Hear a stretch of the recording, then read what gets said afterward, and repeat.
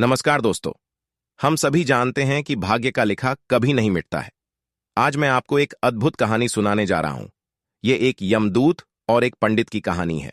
दोस्तों, कहानी को ध्यानपूर्वक सुनिएगा।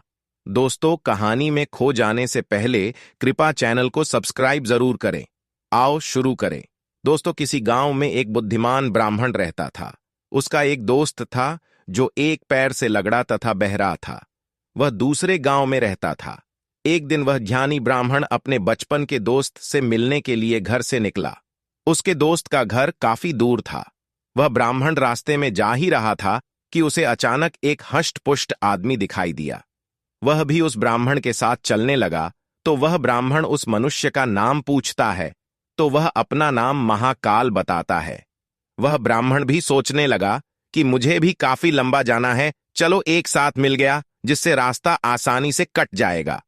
अब ब्राह्मण और महाकाल दोनों साथ साथ चल रहे थे कि अचानक एक गांव आ गया। तब महाकाल ने उस ब्राह्मण से कहा कि तुम चलो और मुझे इस गांव में थोड़ा काम है, मैं अभी आ रहा हूं। थोड़ी ही देर में उसी गांव में एक भैंस ने एक आदमी को लात मार दी। थोड़ी ही देर में महाकाल उस ब्राह्मण के पास आ गया और बोला कि चलो। फिर वह ब्राह्मण उस महाकाल के साथ चलने लगा। थोड़ी दूर जाने पर फिर एक गांव आया तो महाकाल उस ब्राह्मण से बोला कि मुझे इस गांव में थोड़ा काम है, मैं अभी आ रहा हूं। थोड़ी ही देर में उस गांव में आग लग गई। वह ब्राह्मण सोचने लगा कि यह आदमी जहां जहां जाता है तो वहां पर कोई न कोई घटना जरूर घटती है। वह ब्राह्मण महाकाल से पूछ लिया कि भाई तुम कौन हो। ब्राह्मण की बात सुनकर महाकाल बोला कि मैं यमदूत हूं, मनुष्य के प्राण हरण करना मेरा काम है। उसके बाद ब्राह्मण महाकाल से पूछा कि तुम यमदूत हो तो ये बताओ कि अगली मृत्यु किसकी होने वाली है।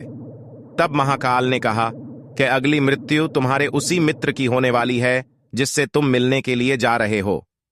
वह ब्राह्मण सोचने लगा, यदि ऐसी बात है तो मैं अपने मित्र से मिलने नहीं जाऊंगा। महाकाल ने ब्राह्मण से कहा कि तुम जो सोच रहे हो ऐसा कुछ भी नहीं होगा। होनी अटल है, इसलिए होकर रहेगी। थोड़ी देर में उस ब्राह्मण ने देखा कि उसका मित्र उससे मिलने के लिए बड़ी तेजी से चला आ रहा है। जैसे ही उसका मित्र उस ब्राह्मण के पास पहुंचता है, हृदयाघात होने के कारण उसकी मृत्यु हो जाती है।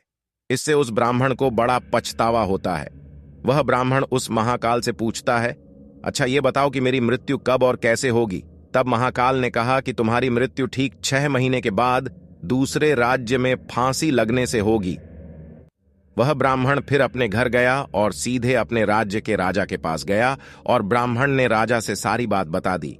तब राजा ने राज्यसभा में यह प्रश्न सबके सामने रखा। तब उस राज्यसभा में यह फैसला लिया गया कि यदि ऐसी बात है तो वह पंडित इसी राजमहल में 6 महीने तक रहेगा। राजा ने पंडित के लिए राजमहल में ही व्यवस्था करवा दी। धीरे धीरे समय व्यतीत हो रहा था। उस पंडित को नींद में चलने की बीमारी थी और यह बात उस पंडित को नहीं मालूम थी।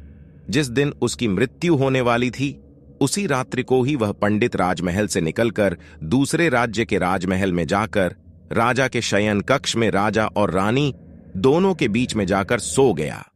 सुबह जब राजा उठा तो उस पंडित को अपने शयन कक्ष में देखकर बहुत क्रोधित हुआ और उस पंडित को फांसी की सजा सुना दी।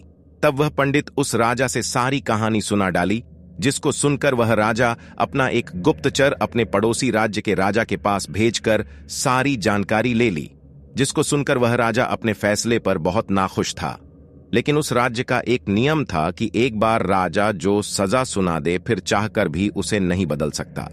राजा ने एक राजसभा लगाई और इसका उपाय पूछा।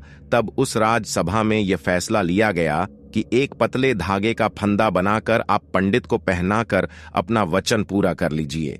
फंदा पतला होने के कारण पंडित की मृत्यु भी नहीं होगी और आपके फैसले की लाज भी बच जाएगी।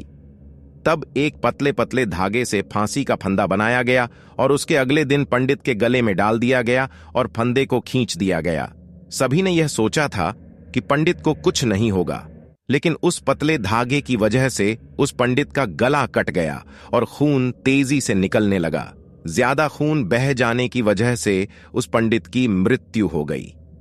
दोस्तों, हमारे भाग्य में जो लिखा होता है वो हर हाल में होकर ही रहता है। उसे बदला या काटा नहीं जा सकता है। उस पंडित ने अपने बचने के कितने उपाय किए, लेकिन मृत्यु के आने पर कोई उपाय काम ना आया तथा उसकी मृत्यु हो ही गई। जय श्री कृष्ण।